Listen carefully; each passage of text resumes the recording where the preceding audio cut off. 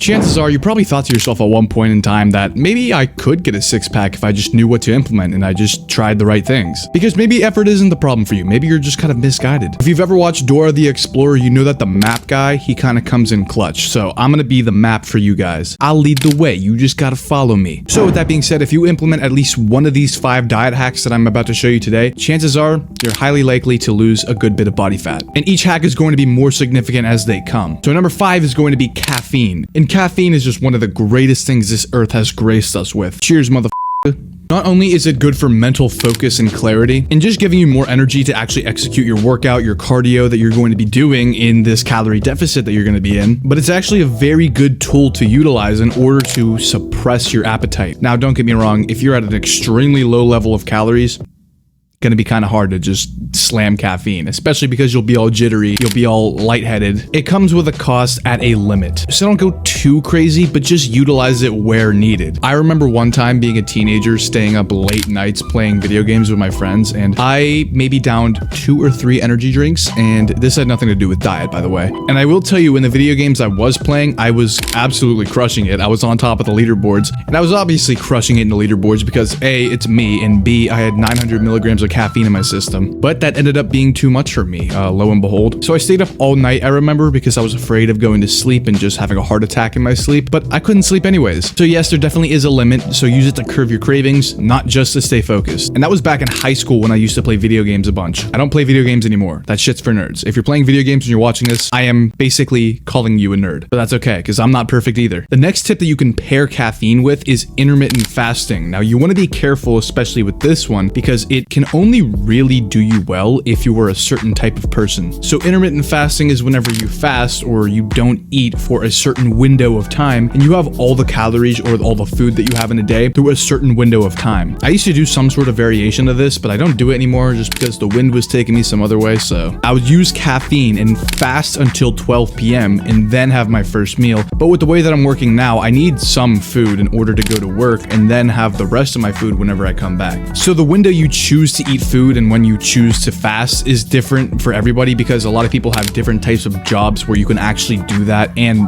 pull that off. And if you're some big ass like stocky bricklayer, why are we going to be fasting, dude? You're going to need that food. You're going to hate yourself if you don't. But I would highly advise against this if you were someone who has struggled with emotional eating or just has a very large appetite, and you can normally tell who they are. And maybe some of you are watching this video and hey, welcome. Yes, I was calling you a bit overweight, bit fat, but you know what? You're here for a reason. We're going to fix that. And I play a role in helping you change. I love it. I love that. But a common thing that people go through is they realize that they're not actually hungry a lot of the times. They're maybe just bored, or they're maybe just are actually emotional eating. And why I actually do like intermittent fasting is because it really puts you in a state of showing you that maybe you're not as hungry as you think you are. You can go with a little bit of hunger throughout your day. Doesn't mean you're starving, doesn't mean you're gonna be deceased by the end of the day. You start to realize that you don't have to have the emergency room on fucking speed dial because you have your window of eating and then you eat until you're satiated, not until you're stuffed. And you're like, oh, that actually wasn't that bad. And you withstand a calorie deficit, which means you're losing body fat, losing weight. Now, isn't that awesome? But back to people who would binge eat or even emotional eat. If this is you, if you take this approach, you can still overeat. This is why tracking your calories is so important. I can't even express this enough. And a lot of you shitheads don't want to put data into your phone. And I didn't either at the start. I'm going to be totally honest. I was with you at one point. I thought it would be too time consuming to even think about. I thought it would just take up too much time in my day. It was super inconvenient. I just wanted to eat and not have to think about what I was putting into my body. But just like watching your budget, if you watch how many calories you eat, you're not going to let that shit go out of control. The next thing I want to touch up on is going to be your hydration, specifically at a certain period of time, which is going to be the morning especially. So when you wake up in the morning, you are in your most dehydrated state, which is going to signal you to feel like you're craving some unbelievable thing. And maybe even you just feel like you're hungrier than you are and you could just ravenously eat the whole pantry like a fucking pig. And countless times I have been that pig. Maybe I even rolled in the mud. You don't know because you're just watching through the camera. But behind the scenes, I could be doing some heinous shit and you wouldn't even know. So in the morning when you hydrate, you want to make sure you're getting proper electrolytes as well as water. So that being your sodium intake, your potassium intake, and magnesium intake all at once. It's a blend. But if you don't want to do that and you just want to keep it simple, just mix some water with some regular sea salt or some kosher salt or some Celtic salt. I'm not the salt soldier here. But in doing this, you're starting to rehydrate your body and you're going to find out out you're not as hungry as you actually thought you were. So it leads you from eating way more calories in the morning than you thought you were going to need to. I specifically have a bottle that allows me to hold 1.5 liters of water in it. A liter is fine too, don't overthink this shit. Alright, the fourth hack is going to be something we call volume eating. And all I want you to do is focus on the metric of volume of food compared to calories of the food. So if your ass ate a whole bag of family-sized potato chips, it's not going to be as filling as eating a whole potato, yet there's more potato chips compared to the potato. And I'm hoping it's starting to click in your brain now. Because yes, the potato chips are made of a potato, but also have some BS ingredients in them and are also hyper palatable that makes you want to keep eating it. These scientists are up to some shit, man. They got like Walter White formulating these chips. You tell me which one you get full off of first. So what are some good foods you can volume eat with? One of my go-tos is always going to be shredded lettuce. If I add it to like a bowl of like beef or something like that, or any sort of meat that I have, it adds so much more food but less calories than you think it would actually end up being. And it's so hard to legitimately pile on so many calories of shredded lettuce. You gotta be eating lettuce like a fucking maniac. It's just not gonna happen. Now, one of my favorites is Greek yogurt and then also some fruit or berries. Greek yogurt is pretty low calorie as it is, and you can eat so much of it for little calories. And on the side of that, fruit or even berries are a great option as well because it's full of fiber and it's very low calorie, so it fills you up and you're not even eating that much. Just as a side note, fiber actually does keep you full for longer. So that even means vegetables as well. If you hate vegetables,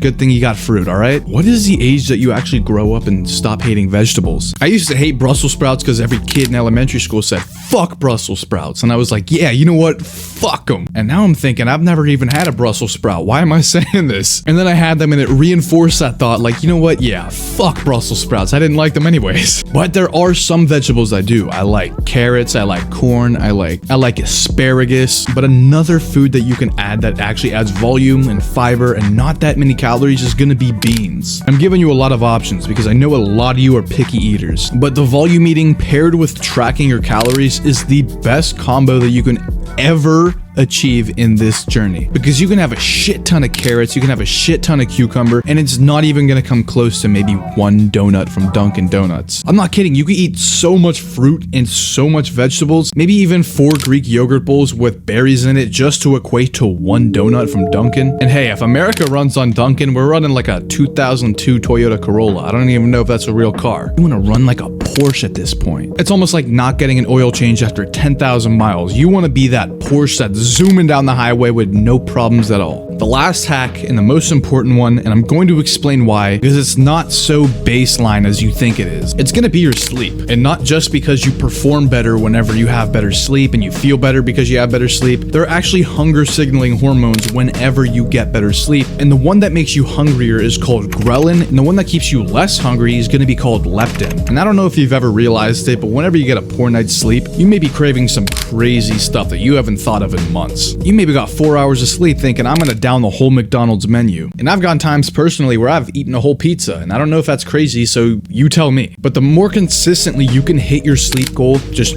8 hours really. For some people they need more, some people actually perform better on less, but that's not you. You're not getting the easy way out, I hate to admit it to you. But just focus on getting a regular 8 hours of sleep a night so you don't have to focus on trying to beat cravings whenever they come. Obviously you're going to have cravings from time to time, but you don't want it to be because you slept poorly. Also with sleep you preserve more muscle in your calorie deficit, and also you burn fat, and also you even shed water weight. So no brainer, right? Are we on the same page here? But those are the 5 diet hacks I have for you today, and I want to thank you and give you flowers because you watch a video that educates yourself instead of watching a Mr. Beast video or a Mark Rober video just to watch mindlessly. And I want to thank you for that. Now, if you have any other videos that you want me to make, or you have any sort of requests, feel free to drop them in the comments below. I also work one-on-one with people, so if that's something that interests you, feel free to check the first link in the description below and apply to work one-on-one with me. If not, I'm glad you're enjoying the videos because I enjoy making them. With that being said, I'm gonna head out of here, alright?